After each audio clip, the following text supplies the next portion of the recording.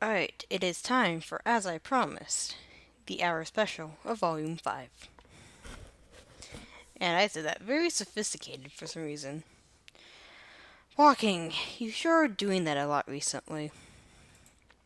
Back on Earth, we are from Earth. Back on Earth, you never got near this amount of exercise. You're gonna be so in shape when this is over, provided you still have all your limbs attached and your bones are uncrushed. You could probably come up with a safer way to travel, a taxi, or some sort of bus system, but you don't have any money and you can't read signs. Also, you are routinely covered in blood and bruises, so walking it is. Tired as you are, your feet carries you forward. Friendship. You're the opening of the can. Ooh. What did I do last time? I did a low blood last time. I like as I squint. I'm gonna do this guy. Your stroll takes you to a nice part of town that seems to have larger and more McMansion-style hives. Oops. Based on your past experience on oh god, word, or planet, you're not quite certain that upper class enclaves equal safety for you. But you might as well explore. You never know when you find your next friend. The power of positive thinking must be on your side because someone emerges out of the shadows of these sprawling suburbs. Zebra. Hello there. Ooh, hearts. I don't believe we've met. I'm sure I would have remembered someone with such unique looks. You don't know where you are, do you?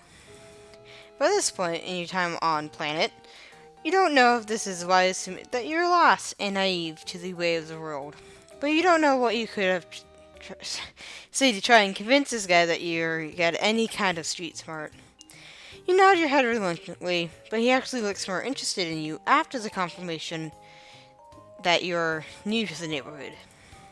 Have you perhaps found someone who likes you for your vulnerability and naivety? That would sure be fantastic luck. Didn't Skylar like us for that? It's a good thing that I found you. Not everyone is as respectful to low bloods as I. Why are there quadrant emojis around your words, sir? Oh, but I shouldn't make assumptions because you're not much to look at, my bad. Ooh, closer. I don't mean to be forward. Oh god, does he have multiple personalities? I don't mean to be forward with you, but it's just interesting. May I ask what color your blood is? You hesitate. Well, you're so terrifyingly arrogant at the intricacy of planet's society. You're starting to feel terrifyingly informed about the role that blood color plays into this world. And you've managed to gather by now that plain old human red isn't considered one of the better colors to have. What do you do? Tell him. Red, huh? Wow, that's so unique. I've always liked the color red. Okay. I don't think I've ever filled a quadrant for red. I knew there were quadrant signs with a red blood before. I don't think I've ever made friends with a red blood before. Don't you call them rust bloods? You don't know what a quadrant is, or what it means to fill one, given your experience on this planet so far. You're nervous that it could mean something violent. It's not. Unless it's, Kissimus. But you don't want to further expose your ignorance, so you just say you're as excited for this friendship as he is. I haven't seen the diamond yet. Or the morale. Heh. So, you come on strong. Nice. Oh, God. Is this gonna be friendship or quadrant filling? You need a place to stay for the day, right? I can help you out with that. I've got plenty of spare rooms for guests in my hive. You know, because I believe it's important to help out the undiverse members of the community when you can. You know, I like you, but at the same time I don't. My hive is this way, shall we? But you're quite a gentleman, and I like your outfit. You follow him down the street, and you guess it must be qualified as a nice night because you see lots of other trolls walking around here too. Both of them are dressed as nice as Zebra, but you also see a few shabbier looking trolls that must be low bloods walking with high bloods. Today is actually flushed from Affirmation Day, so you see a lot of trolls talking to their mate sprites out to celebrate. Lucky for you, my flesh cauldron is currently empty, so I'm all yours tonight. Fuck. That sounds a little weird. He doesn't need to be all yours, you assure him. You're an easygoing individual who's happy to share their friends with plenty of other friends. Sure, sharing can be a good thing if you're into that. Oh god.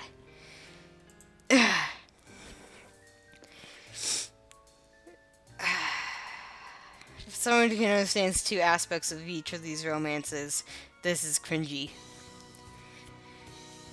I could be speaking personally, like maybe with two low bloods, but I'm not in objectifying way. Everyone involved has got to respect each other, you know? Wow, what? You got no idea how your innocent comment about friendship has taken this to a particular place. You decided that maybe the best thing to say here is nothing because who knows how he might misinterpret you next.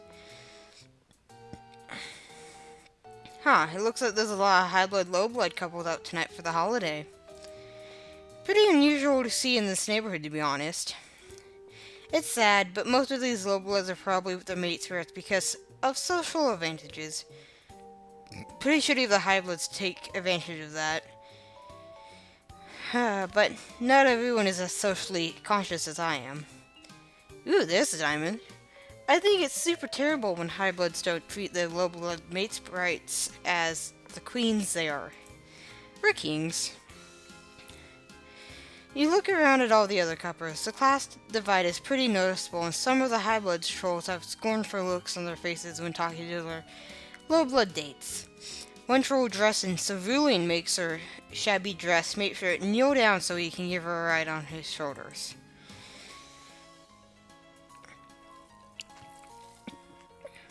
It could maybe be a cute coupley thing, you guys, except she sure is laughing a lot and has the heel of her boot pressing the back of his neck. You don't want to speculate about what people might be into, but that does seem kind of humiliating. Oh god. I'm humiliated now. Yeah, Zebra sees what you're looking at. Shudders theoretically. The progress of waving his arms around. He slips his arms over your shoulders. I'm so sorry, you shouldn't have to see something like that. Nice face. You're trying to think of a tactful and friendly way to move away from his arm around. Oh, okay. We want friendship and he wants love. To move his arm around from your shoulders, and when you arrive at must be his hive.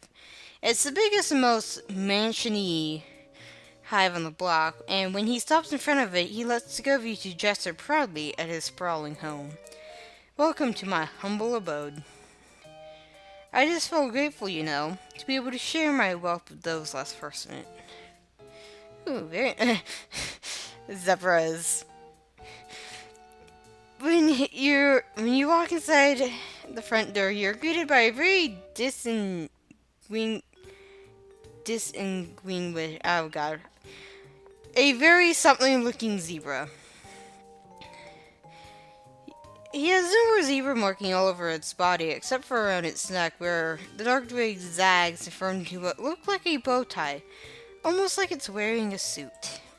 You don't know if its zebra face is managing to radiate pure disdain when it looks at you, but it's unquestionably the energy you're getting.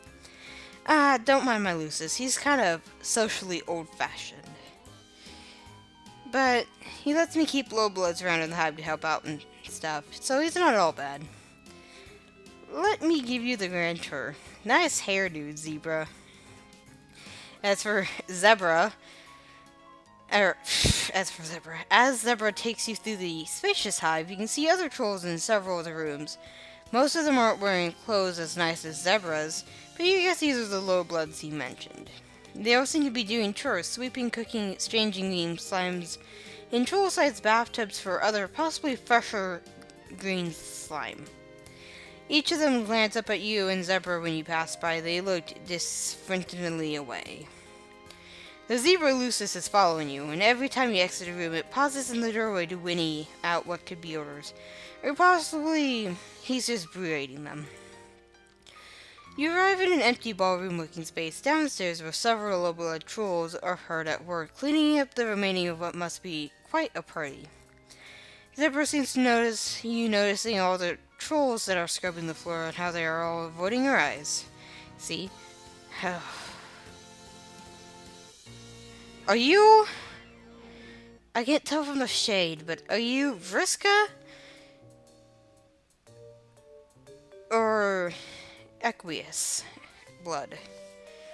See, I told you I'd take in plenty of guests. I believe it's important to promote diversity, you know.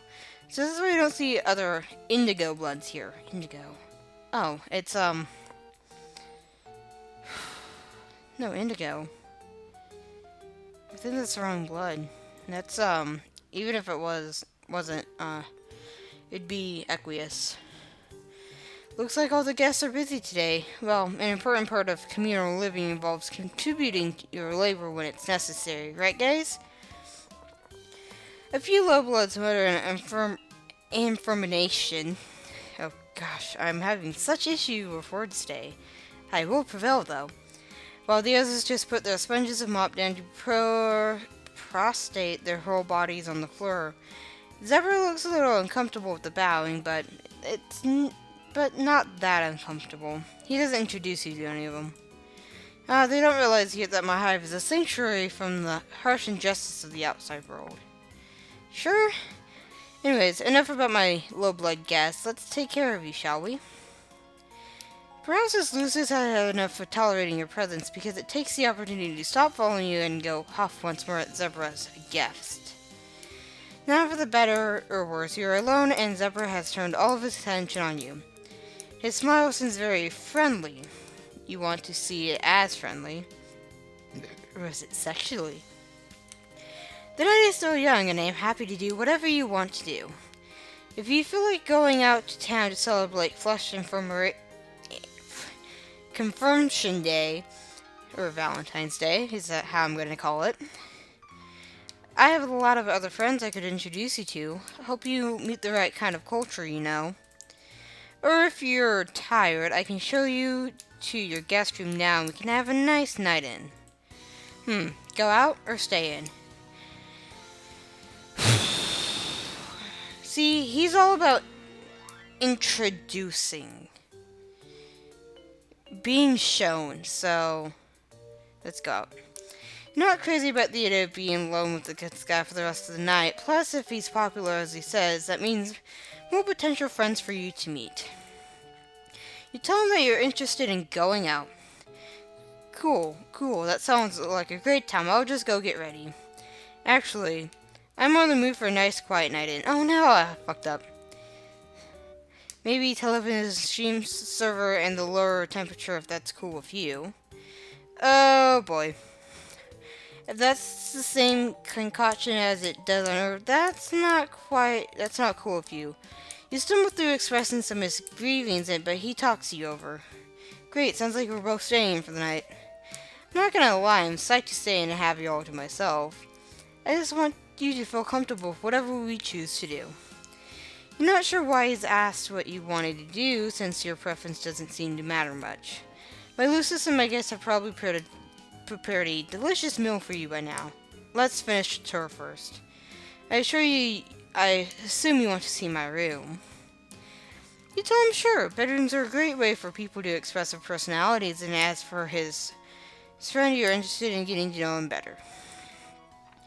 He doesn't seem to have heard that part of the sentence, but it's okay. Hopefully he's got the gist. When you go to his enormous room, it's decorated with posters of musicians on the wall and what seems like social justice slogans. One poster has a symbol with clawed hands in several different colors coming together to hold a triton with the word unity underneath it. Oh god. Is that the propaganda poster for the Pisces? Another poster features a rainbow of colors ranging from rust to olive green, proclaiming to be a low blood ally. Other two... Wait, how can we read that? We can't read the language. Two other low blood servants are in there. One of them is standing on a step ladder to dust some high shelves, while the other crawls around on the floor, scrubbing and picking up wrappers that zebras seem to have littered there. Pretty sweet place, right? You look confused by the posters. Your taste in music probably isn't refined enough to have heard my favorite bands. I only listen to the subversion music that speaks truth to power.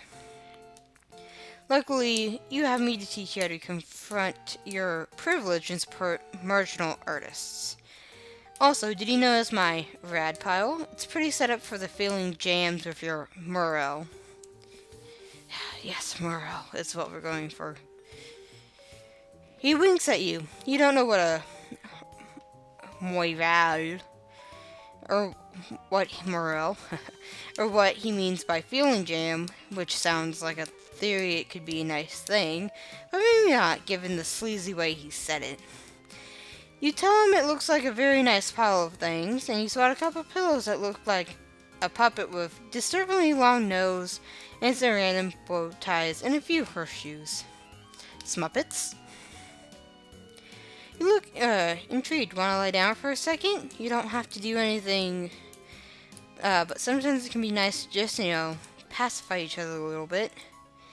He sprawls on the pile of what he probably thinks is in an enticing way. Like he wants you to draw him like one of your French girls.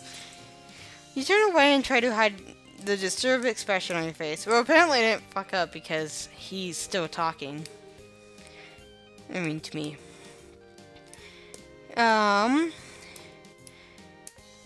You try to hide the disturbed expression on your face because turning down his advances probably isn't the best way to secure his friendship.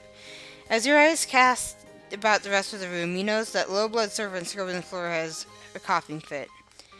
You can tell she's trying to cough unobtrusively, but it seems like she's hacking up a lung with each big cough racking her body, making her shoulders shake. Concerned, you crouch down by her. Oh god, we made a mistake.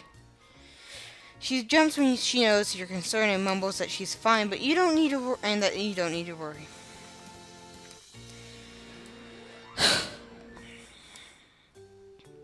Is he gonna get mad at us? Oops.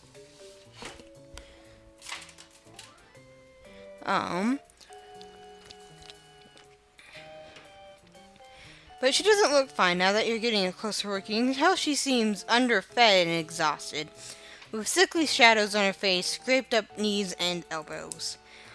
She looks bad, and you know bad, considering how much of your time you've recently spent stumbling around with various excruciating injuries. You mentioned to Zebra that his guest is not looking so good. He frowns, getting up from his pile of stuff to come investigate, blinking down at you at your confusion, not sparing a glance for the low blood. What are you even talking about? Oh god.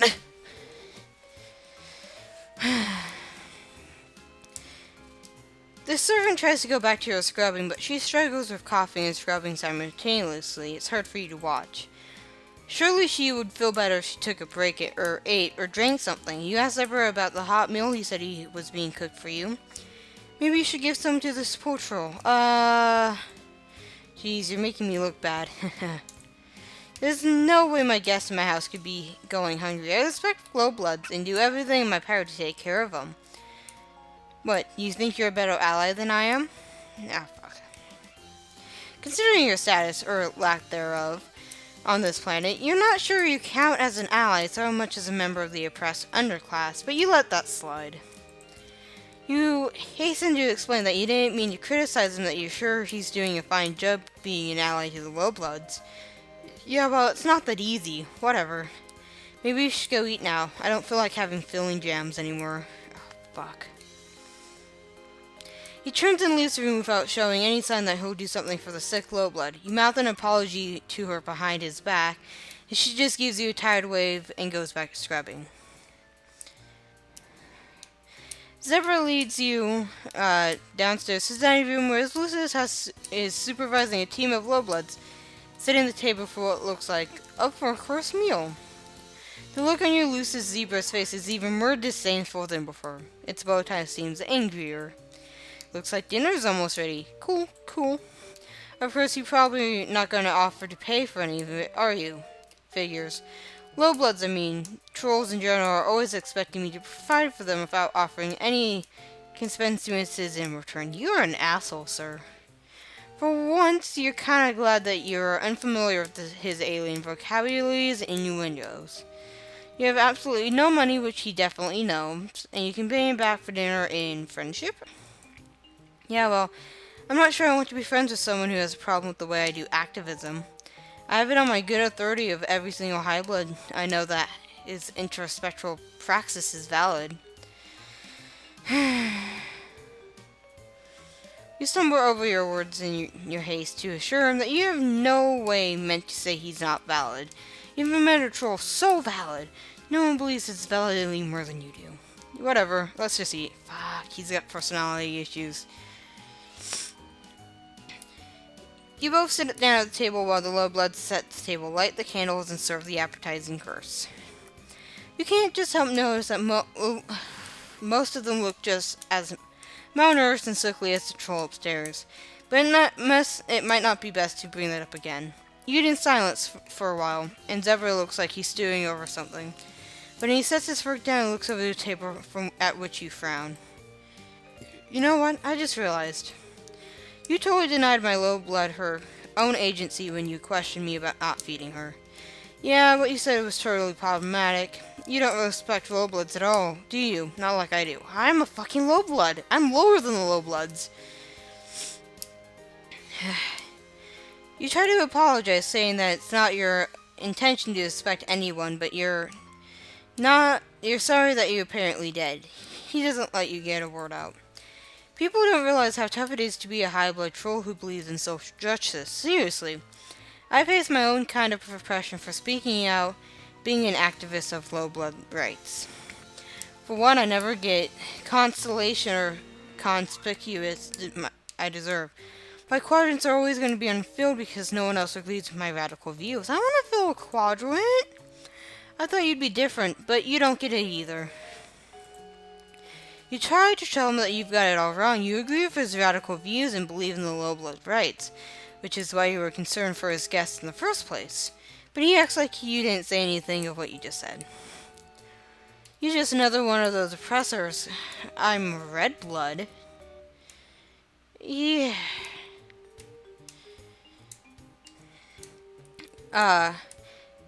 Complicit in the unequal power structures of the fucked up society. Your lack of awareness for your own privilege really makes me sick.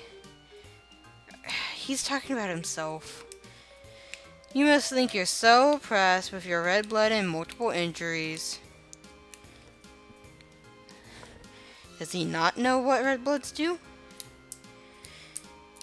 But what are you doing now? Rejecting me and criticizing me? Is that really expect what? Is that the same as what a subjugglers do to real blood, say Cole?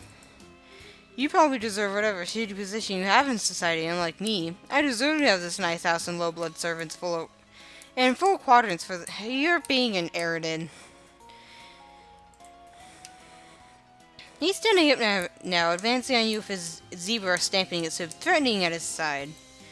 You scramble back, trying to make your way to the front door. It's tricky because you have to step through all the low-bloods who seem to feel strongly that they should get away from Zebra when he's angry. You don't make it to the front door fast enough on your own. I did screw up. That was a long screw up. With a terrifying equine scream, Zebra's Lucis rears its hind legs and strikes you with its hooves, battering you through the front door and breaking some of your recently healed ribs again. Take your privileged and offensive views and get out. Anyone who doesn't respect low bloods is not welcome as a guest in my hive. Nice boobs. But you make no sense, Zebra. Let's try again.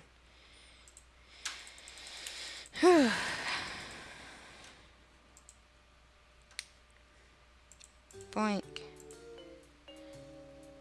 Tell the truth. Alright. Show me to my room, please.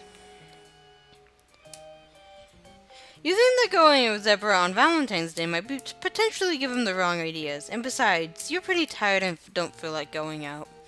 Tell him you're ready to retire to your guest room now. Sure. Oh, brah. By the way, have you heard of the Chicksee's Roxamer? You probably haven't. You don't seem to like a very serious music fan, huh? Already going better. But you got a great deal of opportunity tonight to learn from me. One of her low-blood musician friends is playing a show for the holidays, and I can get us in because I'm super connected in the scene. We should go, just in case she's there. You could have sworn you told me one is... Oh, okay, he switches his answers depending on what you say. You could have sworn you told me you wanted to stay in tonight, but okay, you gather the remains of your energy and go out to this concert with him. That's what good friends would do. He takes you across town to the concert, only trying to hold your hand or put his arm around you as a couple of times on the way. So it could be worse. Maybe hand holding is totally platonic on planet. You hope so. The concert itself is one troll with a guitar and a harmonica who, according to Zebra, is a low-blood whose songs are spreading truly radical messages, almost as radical as Chicksee's. You enjoy the tunes as much as you can, but you don't understand what the lyrics are trying to say. You ask Zebra what the lyrics mean since the message is apparently important to him, but he gets annoyed with your question. What the lyrics are about? Well, they're about a lot of things, social justice, oppression, and stuff. It's hard to explain to someone who doesn't already get it. Like, if you're not on my level already, I don't know what I can really say, you know?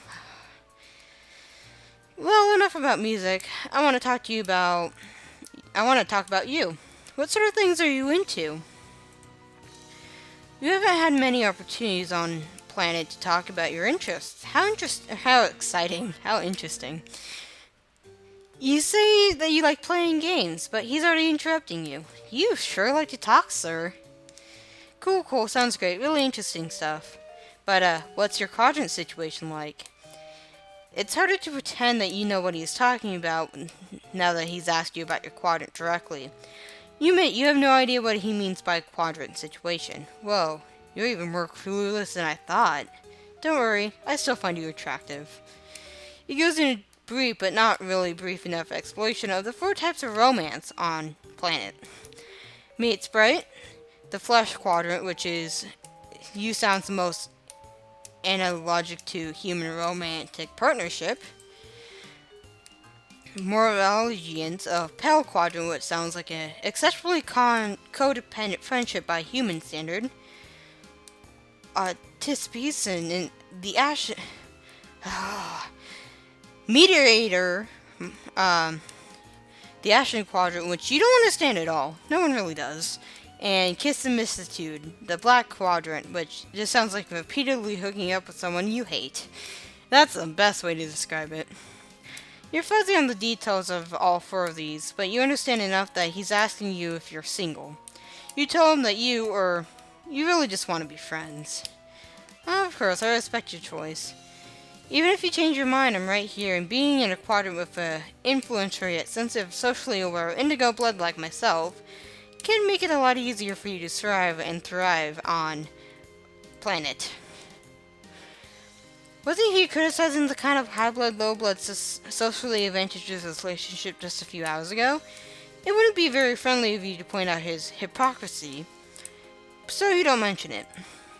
After another song, another troll at the club slides, siddles up to Zebra and whispers something in his ear, and then sulks off again. Zebra looks alarmed, glancing around him and edging towards the club exit. I just got a tip there's about to be a calling at this concert, and we should get out of here. You definitely agree with him not wanting to get out of here, or about wanting to get out of here.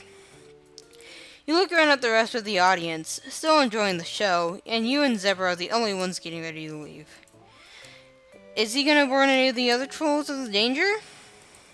Oh no, definitely not. If I were to warn any of these little bloods about that a cooling is coming, it would mean risking my life too. You're so hypocritical.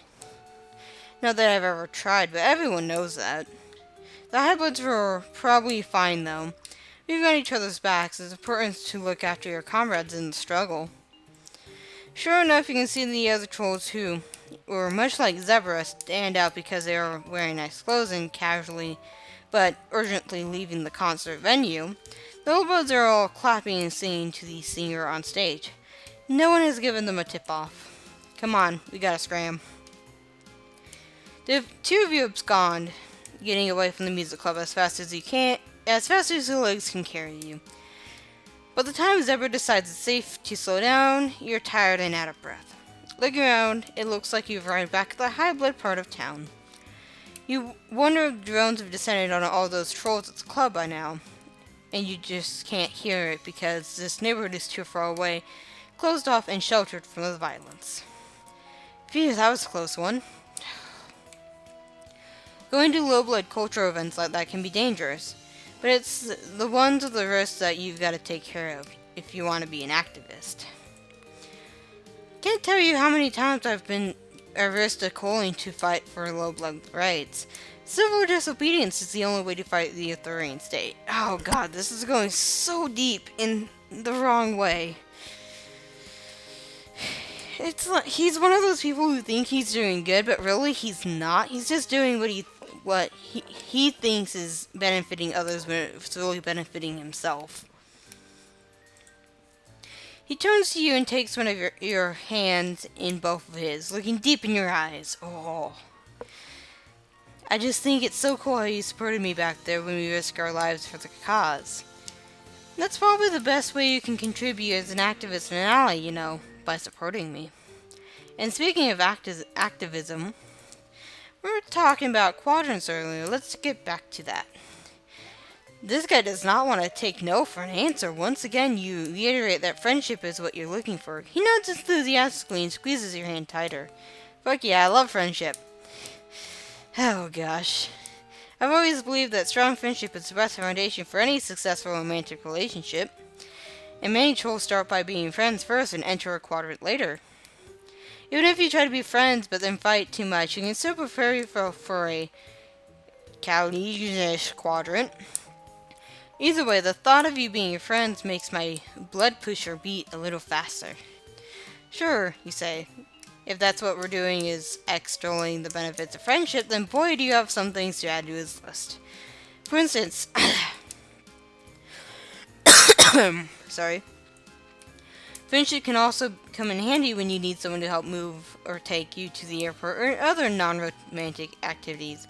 You think friendship is a great thing to pursue for its own merits. Friendship is so great that once you have it, why would you want anything more? Hell yeah. Totally. You're so right that friendship is a great first step. Did you enjoy the concert tonight? Did it persuade you to become an ally of the low blood rights? You think that going by your blood color and how often you almost gotten killed by those more powerful on this planet, then you're most likely of the member of the oppressed underclass that you're an ally. Or then that you're an ally. But you decide not to split hairs and just tell them, yes, you'll be an ally for yourself. That's fantastic. I'm so happy to hear that. If you're an ally, you low bloods, then I'll allow you to be my mate spirit. Friend, you corrected him. You can be his friend. Yep, sure, right. I meant to say friend. Friendship is an emotion, according to Carcat. You let go of your hand, finally, which at least counts as partial victory, and winks. I feel ya, human dude. I feel ya. Alright, success after take 2. Yeah, I'm not going into any of that stuff. Let's go on to the second guy. Hopefully we can get this in one turn. And skip all that. I really like his design. Very simple. And he doesn't have a name. That's the destroyed building in the background. As usual, the streets are hopping, just bouncing around like overactive bunny rabbits on Easter morning. Up ahead at the intersection of the streets is some kind of night market. Well, every market on planet is night market. Oops. Yeah. As previously stated, you are broke, but there's nothing wrong with a little bit of window shopping. Who knows what kind of awesome stuff you'll find. You can learn about a lot of... You can learn a lot about a culture from their stores. You are so intent on thinking positive thoughts that you know that you are nearly at the market before you realize that quite a few people are coming towards you. In the opposite direction. Some are running, actually, and screaming. Looks like there's something has gone down, violent-wise.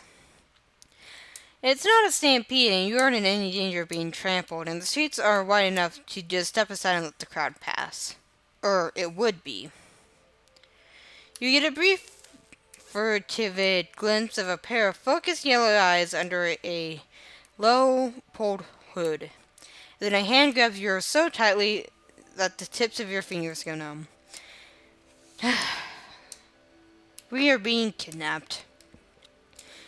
With a rough yank, you are pulled into the flow of the crowd, and the troll girl who is holding on... Girl? Speaks quickly and quietly. You have to lean your head into here. We are on a date. You are my mate sprite, or my morel, whatever you want. Is she a girl? We are just a normal couple, out for the night. We're going to catch a movie and get some softer grub cream. You feel me? Wow, okay. Freaking out, let the cat out of the bag. Play along and hold hands. Your heart beats so hard you can feel it in the back of your throat. You adjust your grip a little to make your hand easier to hold. In response, you get a squeeze like she's thanking you. Is it she? Or is it he? They. That's what we do. They. I like the designs on the hood here. You match her space in surprisingly difficult feat considering how short she is. Behind you, people are still shouting. What the heck happened back there? Someone died. You figured that. But that's not exactly rare for planet, is it? You've seen way more dead people here in the last couple of days than you've seen throughout your entire life on your planet. You tell the troll girl you thought that it was just some kind of normal thing here. Normal, sure, when low bloods get killed. Natural order things, right? But with high bloods, it's different. Oh, someone killed a high blood. Personally, I don't give a shit about the natural order. Doesn't matter what the job is, I'll take it. Oh, she killed him! Oh. So a high blood is dead, and you're currently holding hands with the troll who did the dirty deed. She chose you to help her lay low. In example, she made you her accomplice. In example, you're now her friend. Yes, that's how friendship works. Helping assassins hide. Helping someone carry out cold-blooded murder is a super friendly thing to do. What she has called you her mate spirit? You're not sure what that is, but it sounds great. You ask her what you should call her. We got a name, Polypa! But there's no reason to go throwing around. Let's not talk at all. I want to point out that it won't look very convincing today if you're just walking in silence, but that would require talking. She told you not to do that. The trio of those spiky robots marching by drones or whatever, their big, ugly heads swivel back and forth like they're looking for someone. Palapa doesn't say anything but keeps her eyes forward, but she does get a sharp... She goes as sharp as a laser. Every muscle of her body is tensing. You feel it through her hand. Her fingers tighten on yours until the drones disappear into the crowd. Suspense is killing me. She yanks you around the corner into a smaller alley connecting two roads. There is nothing here but a porthole and a couple of dumpsters. Hold up a minute. Her hoodie has a symbol on the front of it. Two overlapping golden ovals. Circles. Most trolls seem to have symbols designating their blood color on them. Somewhere. That means she's a gold blood, right? Oh, she's... Oh! Oh! Oh! I wanted to see this one. But then Polypa yanks the sweatshirt over her head, and underneath she's wearing a tank top and Bradalazoined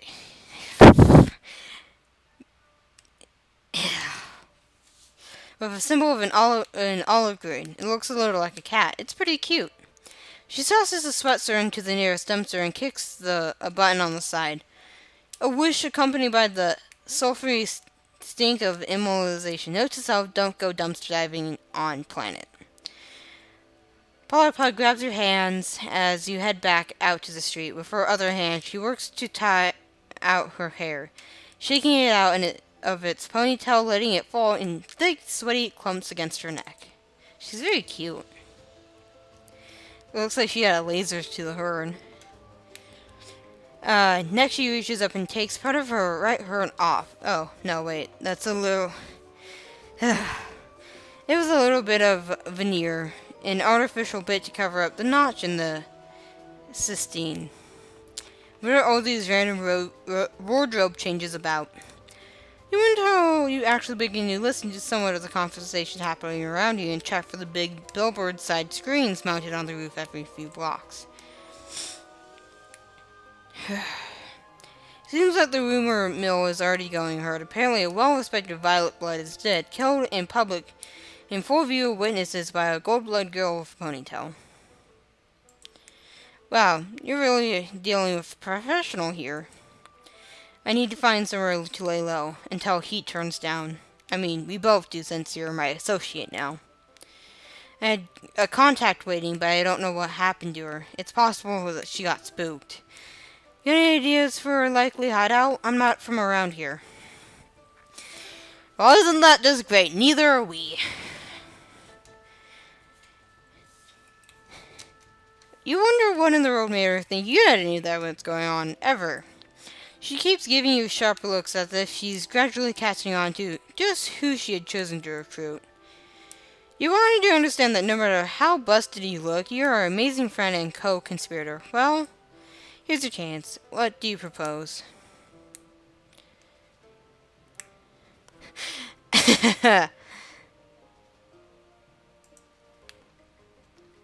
I made her smile. Papa's mouth twitches. It could have been a muscle spasm, but you think it's a smile of approval, beguiling Surmade. Yeah, I guess we could. That's what people do on dates, right? It's been a while. I haven't seen a movie in forever. Let's do it.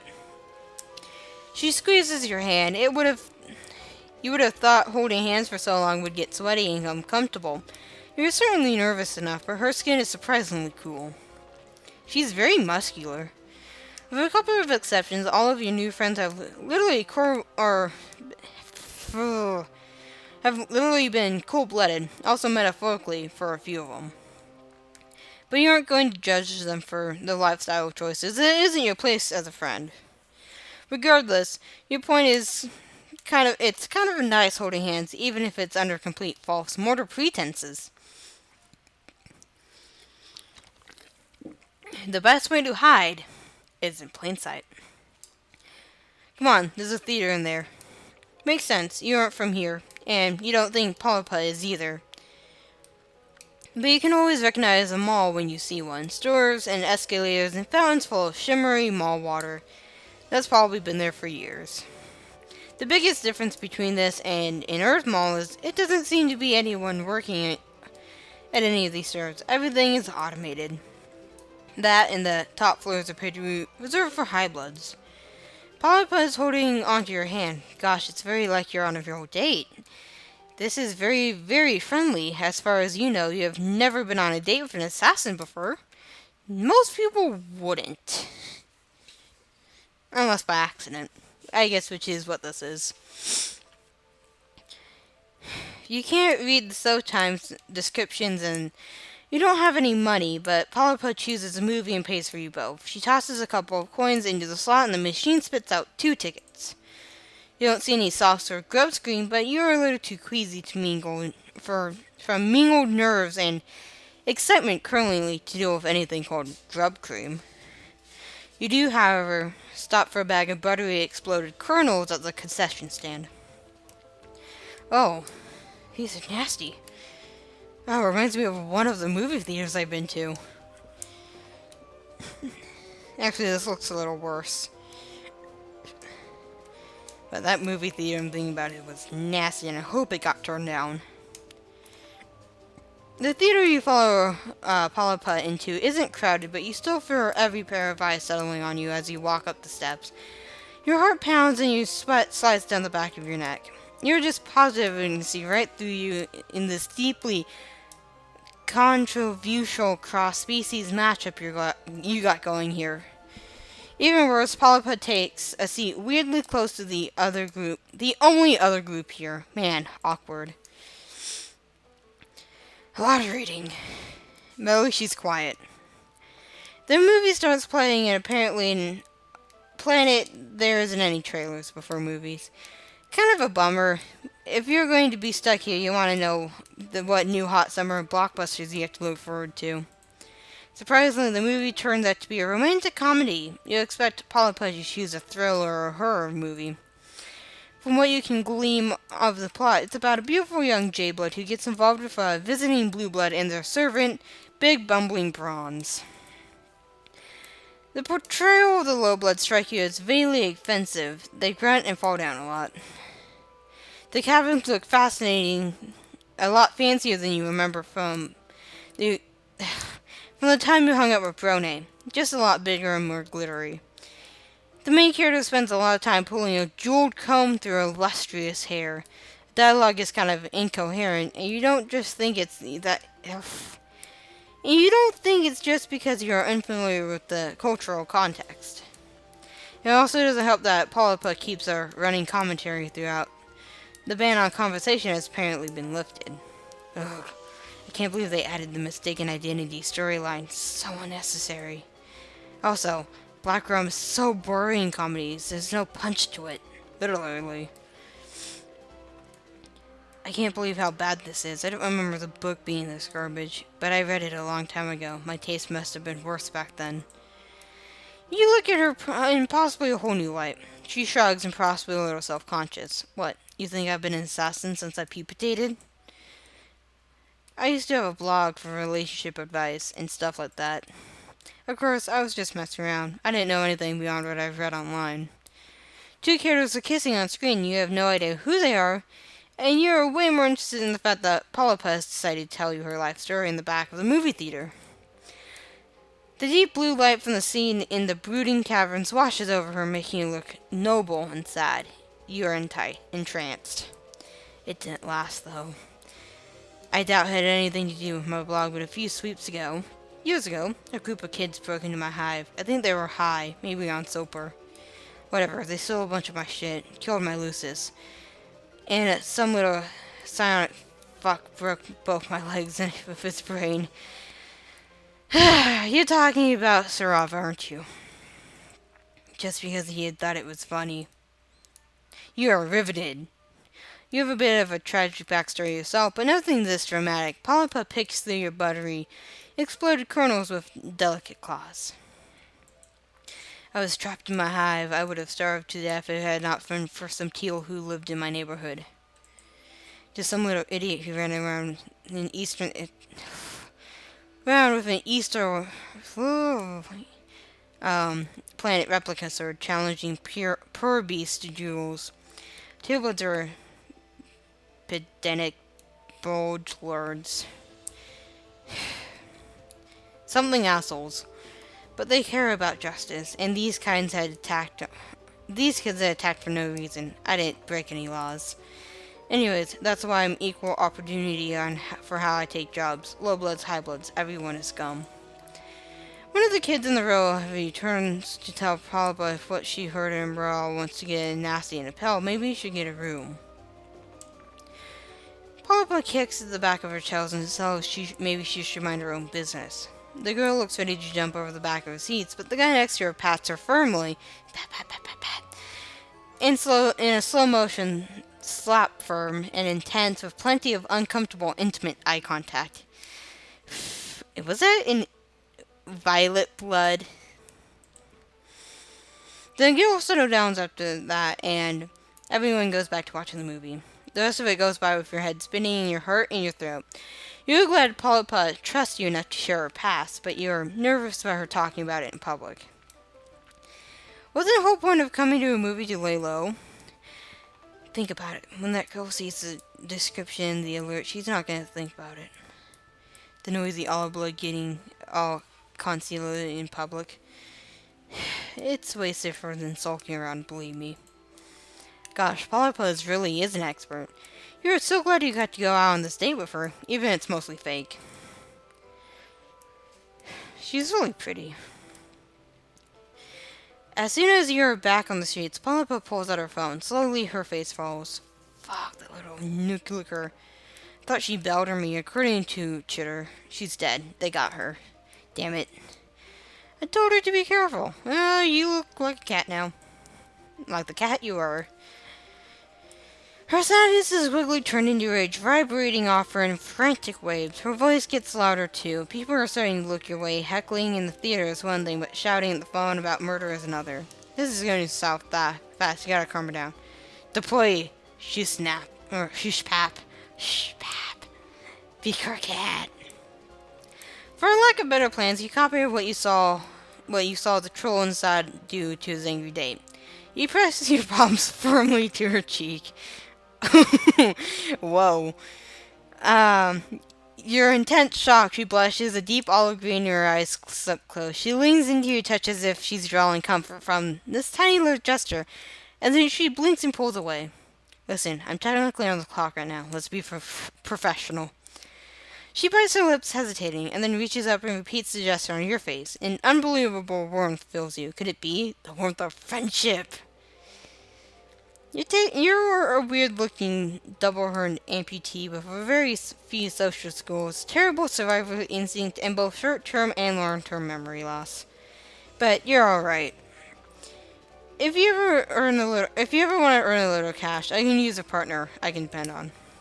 Is it raining? No, that's just tears in your eyes. Tears of gratitude. Okay, don't get too choked up. You're definitely just gonna be bait. Wow. It's late. I gotta finish this up. You assure Polypa that due to your general indisputude, you wouldn't want it any other way. Victory in the movies. I want to see if that changed the thing. Ah, it did. It did.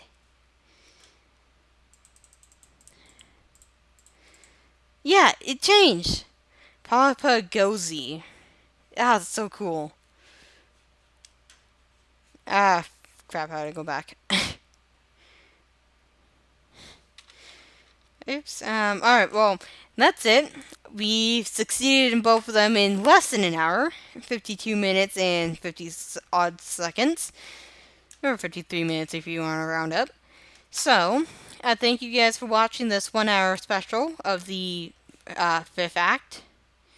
And I'll see you guys in my next video, which will probably be Stardew Valley. Who knows?